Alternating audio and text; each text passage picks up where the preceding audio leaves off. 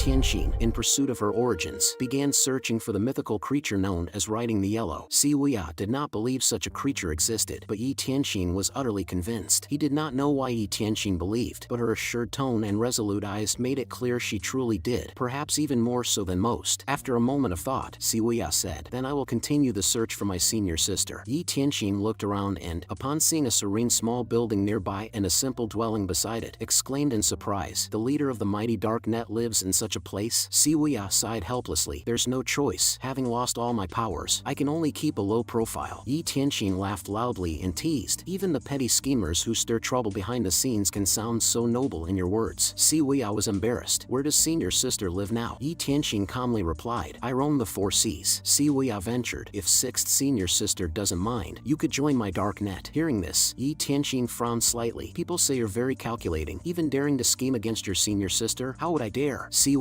waved his hands frantically. "Speaking of which, when you were at the Evil Sky Pavilion, you were quite a significant figure. Master rarely scolded you. Tell me honestly, why did you leave the Evil Sky Pavilion?" Siwei sighed deeply. "It was because of the eldest and second senior brothers." This answer puzzled Yi Tianxin. Siwei explained, "When we were at Evil Sky Pavilion, those two always liked to compete. If not for the iron rules of the pavilion, they would have fought each other fiercely long ago. Over the years, they haven't stopped bickering, and I didn't want to see them destroy each other." Yi Tianxin shook her head. "Is that all?" Siwei replied, "For the rest, you'll have to ask the eldest and second senior brothers." Yi Tianxin found it odd. "Why should I ask them?" Siwei smiled and countered, "Sixth senior sister, what do you think of the second senior brother?" Yi Tianxin answered, "He is humble and polite, gentle in his dealings, far better than those sanctimonious so-called righteous hypocrites." Siwei nodded and said, "In the great north of the flame, with two great tigers by his side, he is a man who chooses peace over conflict. Regardless of wealth or poverty, his conduct and speech are always respectful and admired." Although Yi Tianxin did not fully understand the meaning of these words, she did not ask aloud, but the answer was clear. It was about the origins of the second senior brother. Siwei continued, "Believe me, it's complicated, and I need to investigate thoroughly." Yi Tianxin's thoughts were in disarray. After learning of her white citizen status, she was dazed for a long time. Reflecting on it, why wouldn't she believe the nobility? How had she not realized this sooner? And what about the eldest senior brother? Siwei shook his head. "Honestly, I don't know. I had planned to return to Evil Sky Pavilion after our master's time came to delve deeper. Unfortunately, the old man refuses to act his age. You've seen it yourself, sixth senior sister. More than not acting his age, he seems no different from his peak." She thought again of the golden lotus under the seat of the 9 leaves. Contemplative, perhaps master has broken through the 9 leaves. Hearing this, Siwei decisively said, "Impossible." Yi Tianxin smiled. "I saw it with my own eyes. Or perhaps I was seeing things." Siwei sighed in relief. "Think about it logically. If he really had broken through the 9 leaves, would he allow them to act recklessly? He'd have already used Avatar to deal with those righteous folks by now." She turned and walked away, her tone even. "Although I don't quite agree with your methods, who else is as clever as you among us? I trust you. Send my regards to the eldest and second senior brothers." Seeing her departing, Siwei quickly tried to persuade her. "Senior sister, won't you consider joining Dark Net?" Yi Tianxin shook her head. "With you in your current state, you better take care of yourself." As her voice fell, her figure disappeared from the spot. Yi Zhixing, witnessing this, felt a great relief and bowed deeply. "Farewell, Mr. Six." Siwei glanced at him, interested. "Speaking of which, are you that afraid of sixth senior sister?" Yi Zhixing waved his hands repeatedly. "How has the eldest brother been lately?" Yi Zhixing replied, "After Underworld Sect took down Orthodox Sect, they are reorganizing. Now, the number of demons joining Underworld Sect has reached tens of thousands, and it won't be long before Underworld Sect makes a move on the next target." Siwei pondered. "So, you mean the eldest brother can't care about the palace anymore?" Yi Zhixing became serious. "What do you mean, master?" Siwei calmly said, "I need to make a personal visit to the hunting ground." Hearing this, Yi Zhixing hurriedly dissuaded, "Master, you have lost all your cultivation. It is far too dangerous." Siwei smiled at him. "With you here, I am at ease." Yi Zhixing, moved, declared, "I swear to protect the master with my life." Meanwhile, in the Jingyang Palace of the Divine Capital, Moli was in a good mood. He said to the tall man in front of him, "Brother, I owe you thanks for healing me this time." Bama shook his head. "We are fellow disciples. There's no need for formalities. His Highness has already said, once the great task is accomplished, you will be second only to one above all." Bama spoke without expression. "I fear things are not as simple as you think." Moli dismissed it. "Brother, you are always so indecisive. Don't worry, the plan this time is very thorough. Evil Sky Pavilion's 5th disciple, Zhao Yu, is already in the palace, and the 4th disciple will go to Ru North. After so many deaths, I will not let them go." Bama, recalling a scene from the Lotus platform, spoke gravely. "It's not that I don't trust you, but I always feel that old demon is not simple." Moli laughed lightly. "I'm afraid he wouldn't dare come." "Brother, let me tell you the truth. The second prince has already given me the blueprints of the 10 absolute array. I am carrying out the second prince's orders to replicate the 10 absolute array in the 4 cities of Great Flame. She smiled mischievously, somewhat smugly. One of them, I even exchanged from Upper Prime to Rue North. Only the second prince, and I know about this. You are the third. Bama sighed. Be careful not to play with fire and get burned. Molly smiled charmingly. With brother here, your sister feels safe. Bama, not wanting to hear more, turned and walked to the window, his tone low. Enough, for the sake of Lulan. Molly smiled and picked up the thread. That's right, sister infiltrating the Imperial Palace.